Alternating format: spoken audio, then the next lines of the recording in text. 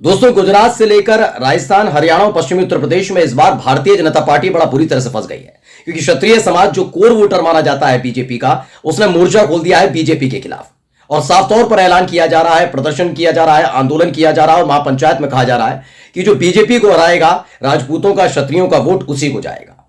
सबसे हैरानी वाली बात यह है कि मोदी जी के गृह राज्य में गुजरात के अंदर जबरदस्त प्रदर्शन देखने को मिल रहा है। इनकी एक ही मांग है कि पुरुषोत्तम रुपाला को इस बार जो टिकट दिया गया है उसे काटिए, लेकिन बीजेपी अपने इस लाडले नेता को बचाने में इस कदर जुटी हुई है कि लगातार एक के बाद एक ऐसी कार्रवाई की जा रही है जिससे क्षत्रिय समाज का गुस्सा सातवें आसमान पर पहुंच गया है।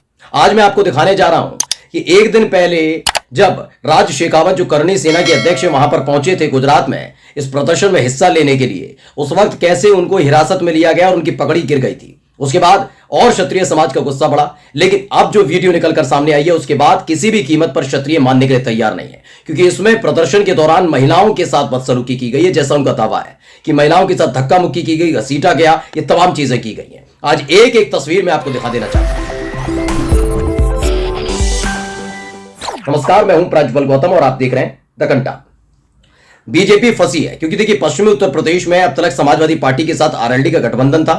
किसानों के मसीहा चौधरी चरण सिंह को भारत रत्न देने के नाम पर आरएलडी को अपने साथ लिया है। बीजेपी को पूरी उम्मीद थी कि पश्चिमी उत्तर प्रदेश में जो उनकी कमजोर नस्ती यानी जाट समाज को खुश करना, वो अब हो जाएगा आरएलडी के जरिए। यानी राष्ट्रीय लोकदल साथ आ गई, जाट समाज अब बीजेपी को वोट देगा, झोली भर भर का वोट देगा, जो किसानों के मुद्दे पर और जो महिला पहलवान थी उनके मुद्दे पर नाराज चल रहा था बीजेपी से। लेकिन हो गया उल्टा, आरएलडी और बीजेपी के नेता आपस में भिड़ रहे हैं। आरएलडी में लगातार बगावत हो रही है। इन सब के बीच जो कोर वोटर किया कहा जाता है बीजेपी का, यानी कि आप देखिए वैश्य समाज यानी बनिया, दूसरा ब्राह्मण और तीसरे सबसे ज्यादा कोर वोटर कहे जाते हैं तो वो है क्षत्रिय यानी राजपूत समाज। आप इन एक वोटर को हटा दीजिए, यानी ब्राह्मण समाज पहले कांग्रेस का हुआ करता था, फिर अलग अलग दल को मजबूत करता रहा, लेकिन आप जब वैश्य समाज के किसी लोगों से मिलेंगे या राजपूत समाज के, क्षत्रिय समाज से मिलेंगे, वो बीजेपी को वोट डालते आए। आप इक्का दुक्का को छोड़ दीजिए, लेकिन अमूमन यही देखने को मिला है कि उनकी पहली पसंद बीजेपी रही है। लेकिन जब क्षत्रिय समाज खुलकर यह ऐलान करने लग जाए कि हमारा वोट उसी को जाएगा जो बीजेपी को हराएगा, तो अपने आप में चिंता की बात है। गुजरात के अंदर इसी को लेकर विवाद चल रहा है कि पुरुषोत्तम रुपाला ने इस तरह का बयान कैसे दिया कि क्षत्रिय समाज और मुगल शासकों के बीच साठगांठ थी, जबकि हमने खून पसीना बलिदान दिया, तमाम चीजें उसके बावजूद। उनका कहना है रुपाला की टिकट काटिए, लेकिन बीजेपी ने साफ कह दिया नहीं, हम टिकट नहीं काटेंगे। इसके बाद प्रदर्शन हो रहा है। अब प्रदर्शन के दौरान महिलाएं अब सड़क पर उतर आई, उन्होंने प्रदर्शन किया, आंदोलन किया, अपने सम्मान की लड़ाई लड़ी। बीजेपी के खिलाफ आंदोलन हो रहा था। गुजरात राज्य जहां पर बीजेपी लंबे समय से सत्ता में है, तो क्या कुछ उनके साथ किया गया, पर वो वीडियो देख लीजिए।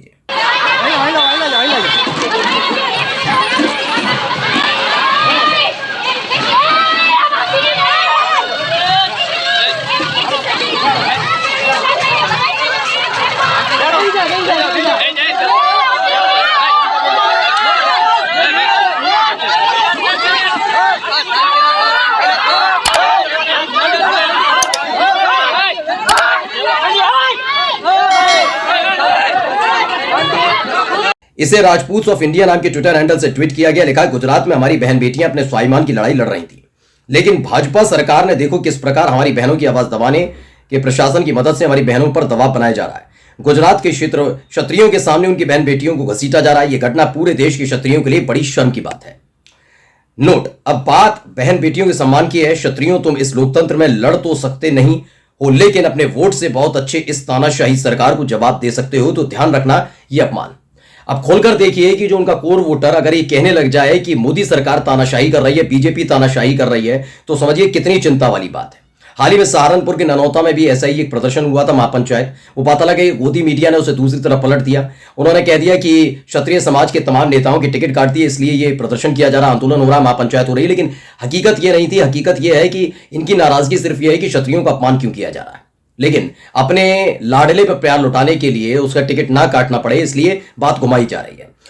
राजपूत ऑफ इंडिया ने एक और ट्वीट किया है जो बीजेपी के लिए सबब हो सकता है चिंता का। वो ये है कि गुजरात के राजकोट में 14 अप्रैल को राजपूत समाज द्वारा एक बहुत ही बड़ी महापंचायत होने जा रही है। सभी भाई ध्यान से ज्यादा से ज्यादा संख्या में पहुंचे। भाजपा गुजरात से अभी तक एक भी लोकसभा नहीं हारती थी।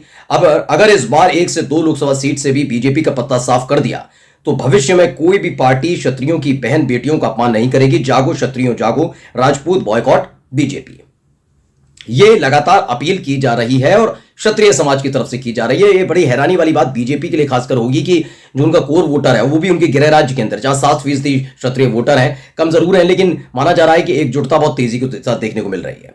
इसकी वजह क्या है मैं अब आपको बताता हूं। दरअसल परसोत्तम रुपाला का बयान, उसके बाद आंदोलन, प्रदर्शन और स्पीच, राज शेखावत नाम की जो करणी सेना के अध्यक्ष थे वो पहुंचे थे राजस्थान से गुजरात के अंदर। उनका साफ ऐलान था कि एक हाथ में मजबूत डंडा होगा और एक हाथ में भगवा झंडा होगा और उसके बाद सबक सिखाया जाएगा। लेकिन उन्हें एयरपोर्ट से हिरासत में लिया, उन्हें खींचते हुए ले गए थे, गाड़ी में बिठाने की कोशिश की जा रही थी। इस दौरान उनकी पगड़ी गिर गई और इस दौरान वो चीखे चिल्लाए कि मेरी पगड़ी पर हाथ मत लगाना। वो वीडियो भी पहले आप देख लीजिए।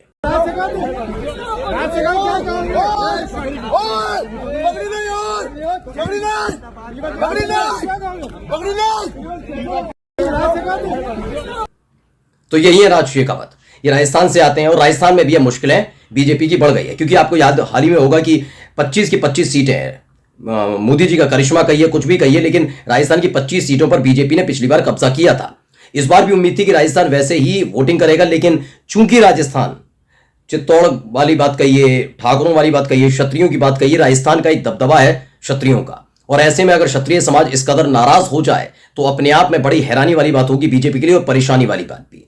ये वीडियो मैंने जो भी आपको दिखाई, इसमें आप देख सकते हैं कैसे उनकी पगड़ी गिर गई। अब राजस्थान से जो खबर आई है वो भी पढ़ लीजिए।